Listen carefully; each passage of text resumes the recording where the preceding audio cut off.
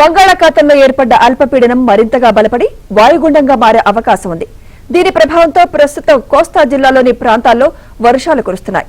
పలు జిల్లాలకు ఆరెంజ్ మరియు ఎల్లో అలర్ట్ జారీ చేశారు. రాబోయే 2-3 రోజుల పాటు అనేక చోట్ల వర్షాలు కురుస్తాయని అధికారులు తెలిపారు. దీనిపై మరింత సమాచారం మా ప్రతినిధి నాయుడు అందిస్తారు.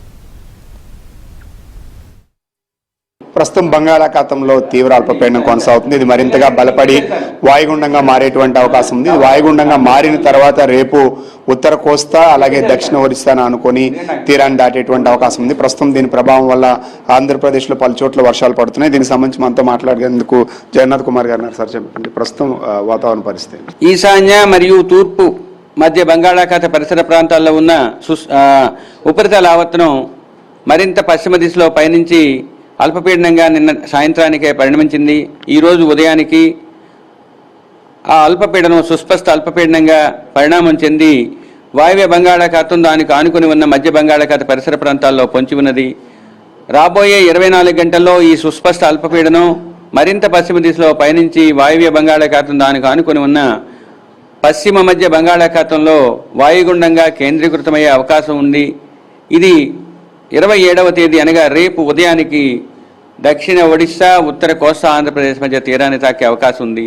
ఈ సుస్పష్ట అల్పపీడనం మీదుగా దక్షిణ మహారాష్ట్ర తీరం వరకు ఒక ఉపరితల ద్రోణి 3.1 నుంచి 7.6 కిలోమీటర్ల ఎత్తు వరకు వ్యాపించి ఉన్నది. ఈ 2 కారణాల వల్ల రాష్ట్రంలో రాబోయే వారం రోజులు కూడా చెదురుముదురుగా వర్షాలు పడటంతో పాటుగా ఈరోజు 24 గంటల్లో అత్యధిక ప్రాంతాలలో తేలికపాటి నుంచి మోస్తరు వర్షాలు, రేపు పలు ప్రాంతాల్లో తేలికపాటి నుంచి మోస్తరు వర్షాలు పడటంతో పాటుగా రాబోయే 5 రోజులు కూడా సుస్థిరమైన బలమైన గాలులు రాబోయే 5 రోజులు కూడా కోస్తా జిల్లాలపై వీచే అవకాశం ఉంది.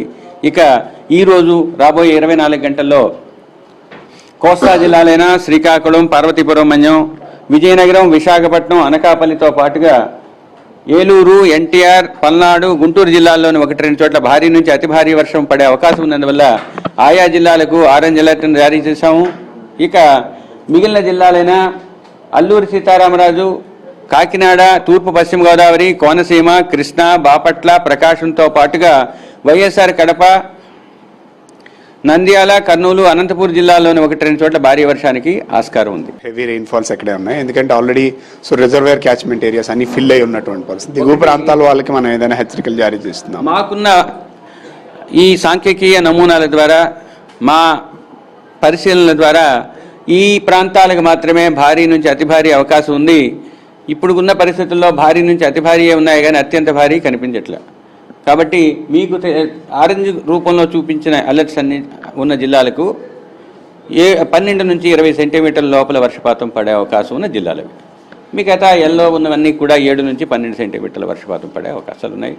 భారీ, అతి భారీ ఈ 2 చూసుకొని ఆయా జిల్లాలు యాజమాన్యాలు నీటిని మేనేజ్ చేయాల్సిందిగా కోరడం. సో హెవీ రెయిన్స్ పడతాయి కాబట్టి ఇప్పటికే నిండుకుండలా ఉన్నట్టు రిజర్వేర్స్ కావచ్చు, ట్యాంక్స్ కావచ్చు, దిగువ ప్రాంతాల వల్ల అప్రమత్తం ఉండాల్సినటువంటి అవసరం ఉంది. అన్ని పోర్టుల్లో కూడా 3వ నెంబర్ హెచ్చరిక అనేది కొనసాగుతుంది. మత్స్యకారులు వేటకు వెళ్ళకూడదని హెచ్చరికలు జారీ చేసినటువంటి పరిస్థితి అయితే మనకి కనిపిస్తుంది.